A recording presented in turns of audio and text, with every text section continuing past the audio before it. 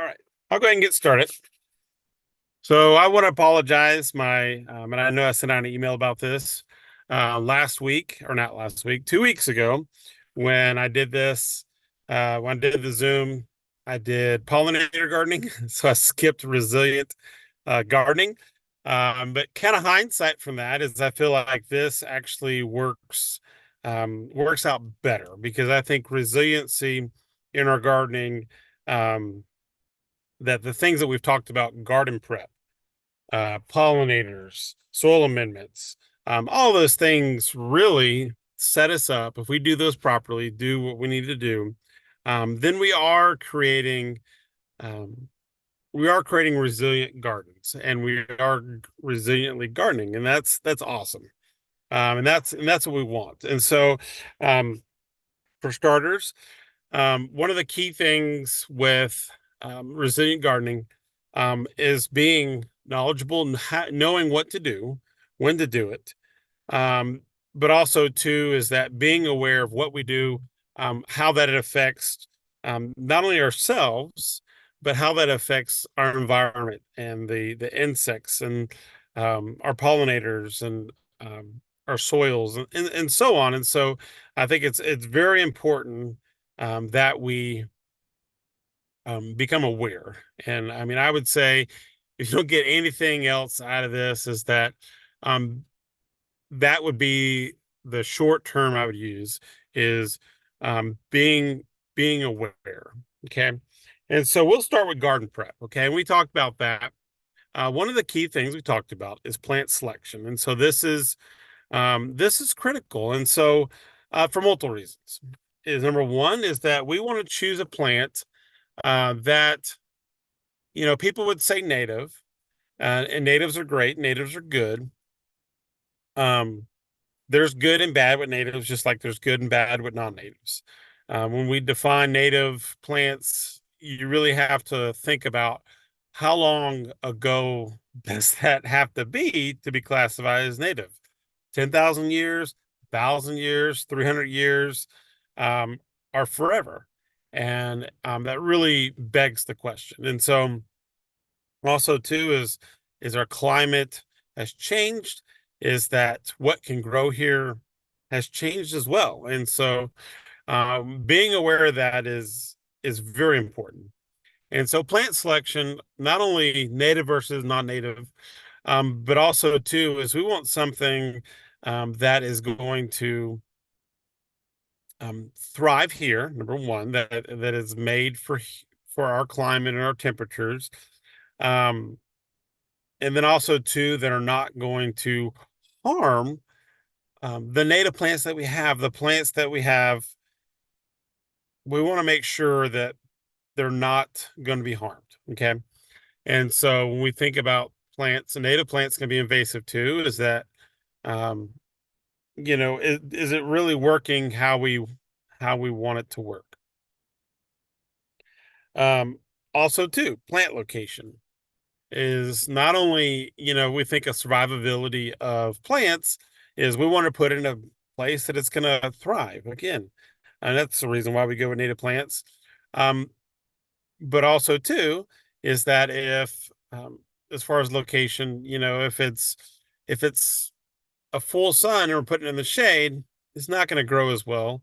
And the interesting thing is we have a plant that doesn't grow as well. What we run into is a plant that doesn't grow as well. We run into is that it's weaker, and that means that non-native, non very invasive plants can come in. And so what we're doing is um, it's not being as effective of um, taking care of our soil, taking care of our pollinators when that plant is not very healthy. And so that is crucial as well. And we had somebody else join us. So just real quick is that um, I know it was supposed to be pollinators, but we talked about pollinators 2 weeks ago. So we're talking about resilient gardening. Um, so back on track is kind of still part of that spring prep that we talked about is getting a soil test. And why this is important is because a lot of times, whether it's farmers or even even homeowners, we run into a problem of these that people will just, well, I'll just go buy triple 19, triple 10 and put it out there. I know it needs nutrients, but getting that soil test is key because we want to be able to know exactly what we need to put so we can precisely put it in there, whatever fertilizer that may be, whether it's organic or not, is that we want to be precise as we can on our fertilization. And so having that soil test, knowing what the soil is like, is then we can properly adjust it, properly have it set to produce the best that we can in our gardens or in our landscapes. So then the next talk we had was soil amendments, and that kind of ties into that, right? We have the soil test. And so when it comes to soil amendment, and we want to make sure that we're putting the right amount of fertilizer in our yards or organic matter. And so, we talked about, if I remember correctly, we talked about how there's some mulches out there that if we put it on there, put too much on it, is that it will take out nitrogen from the soil because the microbes use that nitrogen to break it down. And so if we're doing that, then that means that the other plants around, the plants you're trying to grow, are going to be lacking in the nitrogen that it needs to be able to grow. And thus, again, non-native plants, invasive weeds, those are going to start thriving, and the things that we want to grow are not going to be thriving. Let somebody else in real quick. And they're not going to be thriving. And so we want our plants, just in general, right? One of the okay. And then we go into cover crops. We talked about a little bit about cover crops. Is number one, not leaving that soil bare. So you plant it winds up dying come wintertime, is having there that's going to keep that soil from not being bare. Because if it's bare, then it creates a layer, so it becomes hydrophobic. If it doesn't like water getting in there, and if water's not getting into your soil, as it degrades the soil to, again, we're decreasing that resiliency in our gardens. And then 2 weeks ago, we talked about pollinators. And again, all this kind of ties into each other. But what pollinators is, we want that not only biodiversity in our plants, like we talked about, but diversity in our pollinators. And so, we talked about pollinators. We talked about you want a diverse kind of plants to provide a diverse nutritional palette for our pollinators. And there's some pollinators that we like. We love the bees. They're pretty. They're cool. We love the butterflies. But there's other pollinators like wasps and other insects that we may not like as much, but they play a key role in our ecosystem. And so in your yard. And so being able to plant a diverse amount of plants, be able to have a diverse amount of pollinators is really important to create that climate resilient garden.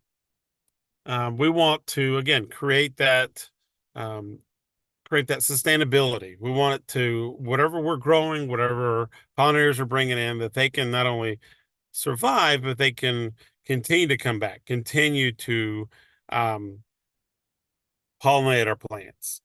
And so that's very important. And so I had another note here real quick. Also, too, we talked about pollinators, talked about fertilizers and proper application of that. One of the big problems we have is people with all kinds of insecticides, whether it's insecticides, herbicides, that when they apply it, they're like, oh, well, I have this bug. I have this insecticide in my garage. I'm just going to use that and put it on there. And we're potentially affecting our pollinators. Those also can affect our soils and our plants, stability of those. And this goes not only, and I know we talked about this, but this goes for organic, or traditional herbicides or pesticides. our insecticides is it goes for both ways. Is that they can, we talked about this before, but they can be harmed by organic or inorganic. And so we want to make sure that, we're following the directions of the label, that we're not just making up our own concoction and hoping it's the right proportions and it doesn't kill our pollinators. Um, timing is critical too, is to make sure we don't harm the good insects. And two, somebody, trying to think of his name, an extension agent, I believe in Memphis, um, Dr. Cooper. And so some of you guys have probably heard him speak. He's phenomenal. One of the things that he talked about is that, in his garden, he's gotten to the point where when there's insects, is he kind of waits a little bit, even though it's kind of hurting the leaves and stuff like that. It's not killing the plant. He kind of waits. And if he waits long enough, he starts seeing beneficial insects come in and take care of those insects he doesn't want that are destroying his plants. And so I think that is crucial as well. Something as well, kind of on the same note, is that we can go, we're trying to create this system, is we can plant things, and I'm sure other people have called this as well, but sacrificial plants. If we know, okay, certain insects are attracted or certain animals are attracted to certain plants, we can plant those. We're benefiting them, but we're kind of getting them away from our plants and our plants that we don't want eaten up or destroyed. And so I think that is a key component too, is it's kind of like it's kind of like, one for me, one for you kind of mentality of I'm gonna feed my garden. This is my sacrificial plants, and it's gonna take care of maybe the wildlife or the birds, um, or even maybe some insects that I may not be fond of them coming into my garden, but then my garden is protected because they're interested in that more than something else.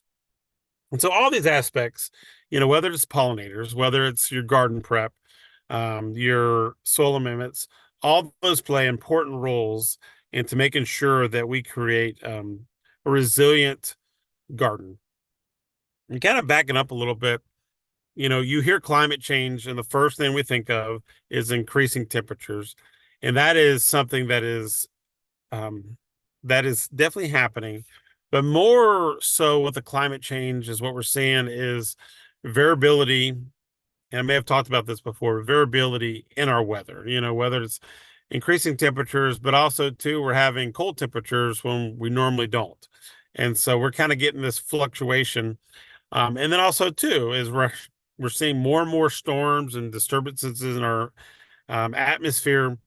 And so because of that is that what's important is that especially when we start plants or we buy plants, is we can start getting them used to a certain temperature, whether it's cold or warm or windy, is that we can kind of try to protect them, and they can kind of get used, acclimated is the word I'm looking for, to the environment that's out there. And a lot of plants are resilient, and we can, before we were here on this earth, a lot of these plants were here and doing perfectly fine without us. And obviously what we have done to our landscape has affected that, and getting our hands in there also too has affected that. But it's important to realize that, again, when we garden, we're fighting against nature in a way. And so to keep in the back of your mind that nature's still there, we want nature to thrive, and we want our gardens to thrive as well. And I think all these aspects are crucial to having that resilient garden that can withstand climate change, that can withstand these changes, whether it's these extra winds or hot temperatures, cold temperatures, just fluctuating all over the place. Is that if we rebuild our soil, if we make sure we keep our plants healthy, is that when these fluctuations come, they may get hurt, but they are not going to die. And so I think that's important to keep on thriving. And so I appreciate everybody attending these. I hope that the information has been very helpful. I will be sending out a survey, hopefully by the end of this week, hopefully something just really short. I mainly just want some feedback of just if you feel like you got good information out of this, if you like something like this to continue on some type of level. Um, I'd love to get some feedback on that. And I look forward to seeing you guys later on and in other programs. Thank you. Oh, does anyone have any questions before I shut things down?